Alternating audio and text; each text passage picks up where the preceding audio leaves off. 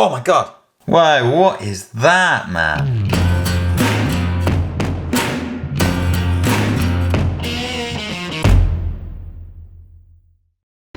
Hello long distance hikers and long-term world travelers, Russ here bringing you the best tips and inspiration for hiking around the world. Okay, so I've owned the Sawyer Mini Water Filter for absolutely ages, but I've never actually used it. I'm getting prepared to hike the PCT this year, and I've decided instead of using the Sawyer Mini, I'm gonna switch to their latest little gadget, which is the Sawyer Micro Squeeze.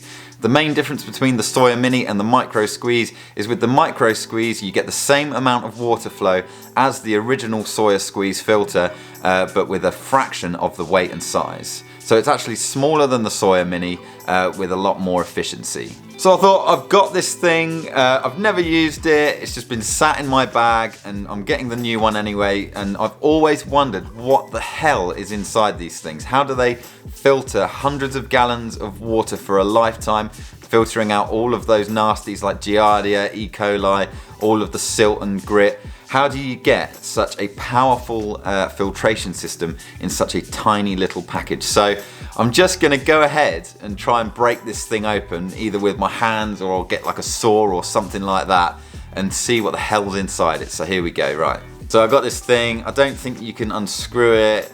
I'm gonna try and get the cap off somehow. It's really, really rock solid. You've got this kind of label all the way around the side. It just feels so weird. This thing only costs like 25 quid, so it's not like much of an issue if I break it open, to be fair. I mean, I could have given it away to somebody, but what the hell. Right, I'm taking this label off. Let's have a look. There's like a number thing embossed on the side.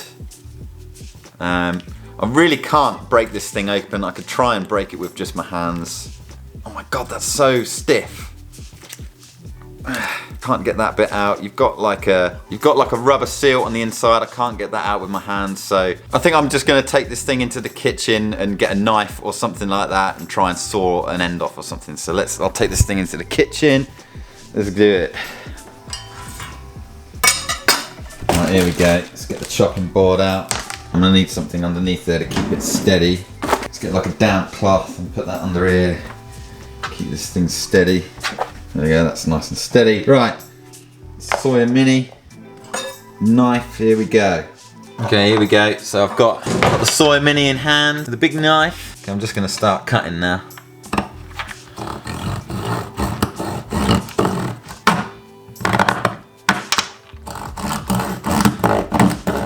Oh, look at that. Made Florida, USA.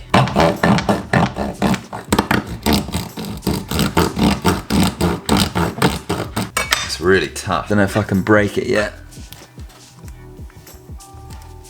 No, I can't break that yet. Alright, I'm just gonna go all the way around the edge now and see. How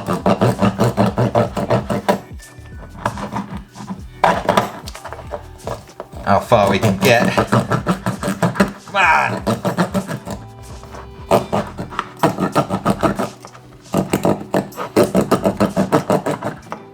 It's really difficult to keep it in the camera,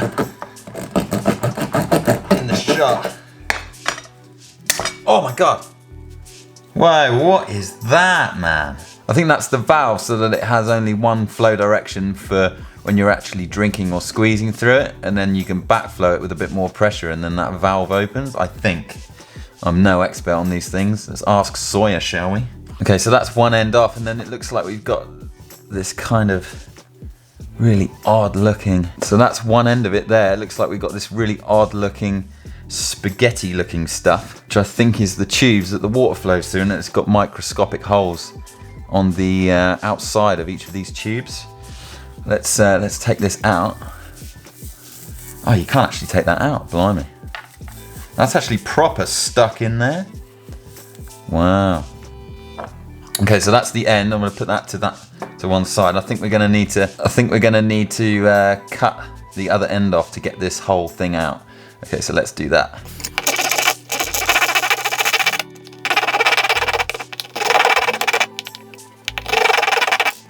That bit just fell off, that cap. All right, let's try and snap this now. Oh, got it. Whoa. Okay, so I've got it. Now I can just take this off. It's a bit like a firework. It's really weird. Okay, got that bit off. Wow, okay. So I've got the whole casing on the outside off, but this is still really like tightly packed inside. I don't know if I can just rip this out now. Wow, look at that. Wow, that's the inside of the other cap. So you can see how tightly packed that is and really strongly glued in. And then you basically got this kind of wrapped around thing of all the tubes. That's inside this kind of little fabric thing, and then you can just unravel it all. Wow. Look at all that. That's mad, look at that.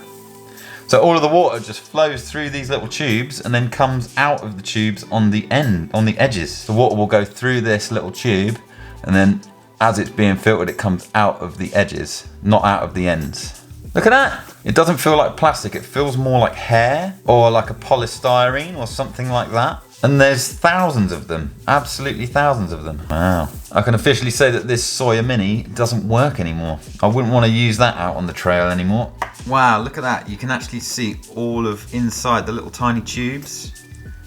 It kind of reminds me of that scene in Alien where the robot starts like squirting all of that shit everywhere. It's really cool how they've designed it. You can definitely see how they've really considered the water flow and how everything goes through in one direction, and then all of the dirt comes out and you get clean water at the other end. That's a really cool thing to see. Another thing that I've discovered is that these things are seriously tough to get into. I couldn't break that with my hands. I mean, you could probably break it by stomping on it or, you know, hitting it with a rock or something, but they're seriously tough. I mean, good on them for designing them in that way. But looking at all of these components together, you can see how they've made it in a way that they can really bring the price down and make something really cheap to give you clean water. I mean, it doesn't look like these materials cost very much. I think it's this stuff that has cost the most money, especially in the research and development, to actually give you clean water at the end with such a teeny tiny little product. Really, really cool. I wonder what these little nanotubes would actually look like if I had used it, and if you could see any of the dirt and stuff inside. I assume that you probably could. I don't think that this stuff would look very pleasing if I'd been using this every day for the last 6 months, like say on the PCT. So there you have it, folks. That is what's inside a Sawyer Mini. It's quite a simple technology, really. I mean, it's nanotechnology, and this stuff is obviously working on a microscopic level. God knows how many years it took them to develop this technology. Must have been in the military first or something like that. But yeah, really interesting. I'm actually really pleased with that result of that video. Okay, so when I get my Sawyer Micro Squeeze, I will be giving you guys a quick first look. But as it stands, this is the end of my Sawyer Mini experience. Even though I never used it, I thought that was a good little experiment to do. Okay folks, if you enjoyed this video of me completely destroying a Sawyer Mini water filter, then hit that thumbs up. Do feel free to watch either of the videos to my side here. Also, do consider subscribing to my channel for more videos just like this one, and I'll see you guys in the next one.